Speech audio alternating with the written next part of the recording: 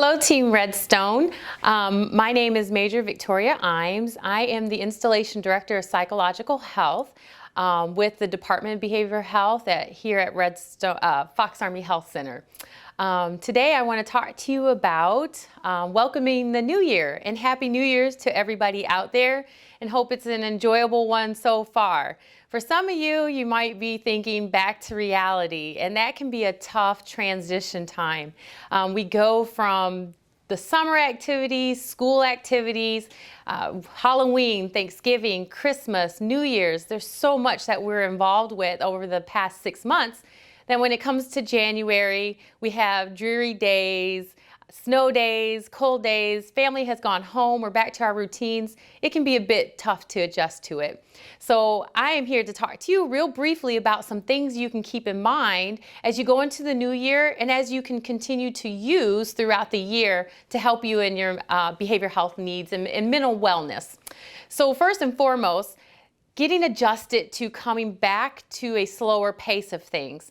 That can be hard on our brains sometimes because our brains like pleasurable activities. We like to kind of stay in that adrenaline, Christmas parties, the feel-goods, the family visits, the Christmas presents. We like to stay in that. And then after January hits, we know we're bogged down with cold weather, the schedules that are filled up, kids are going back to school, not to mention COVID is still present and causing us havoc. So there can be a drain on that side of our brain that we don't like to feel, the pain side of the brain. Our brain is always going to try and adjust between pleasurable activities and pain activities. So sometimes it can really be hard to adjust to that new normal and that feeling of not so good. So some things to consider and look out for if you're starting to feel the after Christmas blues is to look out for your sleep and look out for your irritability. If sometimes when people are not feeling so well emotionally, or they're having some of those after holiday blues, you might still start to feel a little bit irritable coming on, a little bit more snappy, a little bit more on edge. You might just feel some sadness because a lot of people might be feeling sadness right now. Family have gone home, loneliness might set in. So some of those feelings kind of spur some irritability. Be mindful of those things. And if you find yourself in that position, take note of it and take like little miniature breaks. We call that mindfulness. Mindfully take a walk. It's cold out, but it's also beautiful when we have our snow. And when you can feel the fresh breeze, you can smell the air, you can listen for sounds. That will help distract your mind from the underlying feelings of sadness, feeling of irritability, just the frustrations that we have going on. It's your little miniature mind break, mindfulness. There are lots of apps out there, lots of information on mindfulness. It's an evidence-based practice that a lot of mental health providers encourage our patients to use. And it is effective, but you got to practice it. And sometimes it's hard. So that's one thing that you can use. Your sleep. Your sleep is very important, and sometimes when we're not feeling so well mentally, when we have something on our mind, those bills are adding up after the Christmas break, we might lay in bed just kind of thinking about all these stressors, thinking about those worries, that family argument. So be mindful of your sleep. The idea is that we should have 8 hours of sleep a night, but that may not necessarily be for everyone. Measure your sleep as to if you're feeling rested the next day. If you're getting 5 or less hours a night, that might be time to pay attention to it. My suggestions for you is to not lay in bed, tossing and turning, stressing, thinking about those things. Do some mindfulness activities. Read a book. Listen to some relaxing music. Make your bedtime routines relaxing as possible. Be mindful of stimulating activities. Scrolling through Facebook, looking at that post that makes you laugh or cringe or just irritable. Maybe start to dial that down some if you're finding difficulties with your sleep routines. And another recommendation for your sleep, make sure that you're eating well during the day and finding some time to get some exercise in. When the schedules start filling up, it can be hard to find that time to give yourself some exercise. But our bodies rely on good sleep, good nutrition, and exercise so that we can take care of our mental health. We know that if you're not sleeping so well, it makes things much more difficult to deal with as far as our emotional health.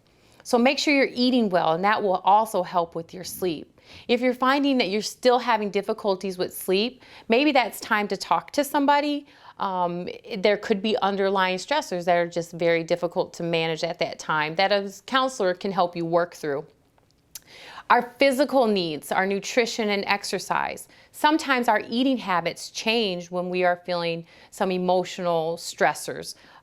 We might start eating more, or we might start eating less.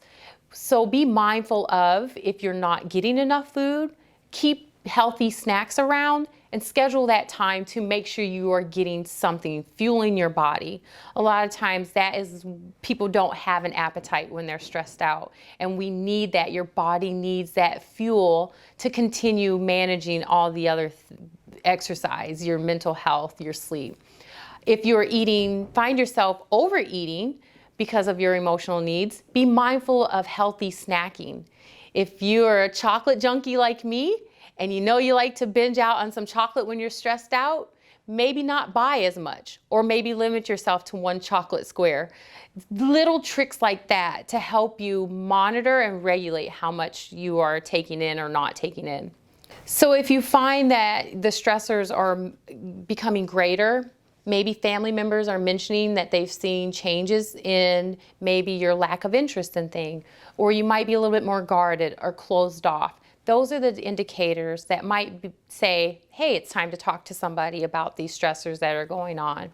The new year can be a tough time for a lot of folks. A lot of people have had significant losses from friends and family from just different natural causes, COVID, different things. We have financial stressors with the holidays, stressors at work. Work has been stressful when people come back to work, just different things that affect us humans right now in this day and age. Take care of yourself, look out for your mental health needs, and seek out help when it's time to talk to somebody. Of course, we have behavioral health here at Fox Army Health Center, and there's plenty of resources in our community as well. If you visit the National Alliance of Mental Health, there's a list of resources that are available to support people who are in need of additional mental health supports. There's also support groups as well in the community that can help with a variety of mental health needs. So my wishes to you this year of 2022 is take care of your mental health. Take small vacations throughout the year that will lead up to the big vacations coming up in the summer. Find small pleasures, small pleasurable activities that you can enjoy during this time. They may not feel like the big family gatherings, the Christmas parties, but they'll be small little victories for you to build up to next year's 2022 holiday season. So I wish you well.